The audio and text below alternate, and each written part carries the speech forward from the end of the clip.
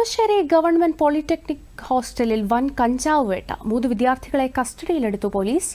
Holy ആഘോഷത്തിന്റെ മറവിൽ വിദ്യാർത്ഥികൾക്കിടയിൽ കഞ്ചാവ് വിപണനം നടത്തുകയായിരുന്നു പ്രതികളുടെ ലക്ഷ്യമെന്ന് പോലീസ് പറഞ്ഞു. കൂടുതൽ വിശദാംശങ്ങളുമായി മാർട്ടിൻ ജോസഫ് ചേരുന്നുണ്ട്. മാർട്ടിൻ, ഏത് സാഹചര്യത്തിൽ എങ്ങനെയായിരുന്നു അറസ്റ്റ്? ജീന, കേരളത്തിൽ ലഹരി ഉപയോഗം വർദ്ധിച്ചു വരികയാണെന്നതിന്റെ പുതിയ ഒരു ഉദാഹരണം കൂടിയാണ് കളമശ്ശേരി പോളിടെക്നിക് ബോയ്സ് ഹോസ്റ്റലിൽ നിന്നും പിടിച്ചെടുത്ത കഞ്ചാവ് സൂചിപ്പിക്കുന്നത്. 3 വിദ്യാർത്ഥികളാണ് ഇപ്പോൾ പോലീസ് കസ്റ്റഡിയിലുള്ളത്. ഇവരെ അറസ്റ്റ് ചെയ്തു. ഇന്നലെ അർദ്ധരാത്രി പോളിടെക്നിക് ബോയ്സ് ഹോസ്റ്റലിൽ നടത്തിയ മിന്നൽ പരിശോധനയിലാണ് 2 കിലോഗ്രാം കഞ്ചാവ് പിടിച്ചെടുത്തത്. കഞ്ചാവ് തൂക്കുന്നതിനുള്ള ത്രാസ് ഉൾപ്പെടെ പോലീസ് പിടിച്ചെടുത്തു. ഇവിടെ കഞ്ചാവ് സ്ഥിരമായി വിൽപ്പന നടത്തിയിരുന്നു എന്ന് വേണം നാം കരുതാൻ. പോലീസും ഡാൻസാഫും ചേർന്ന് നടത്തിയ പരിശോധനയിലാണ് ഇവർ കുടുങ്ങിയത്. ഇന്ന് പ്രതികളെ കോടതിയിൽ ഹാജരാക്കും. ജീന.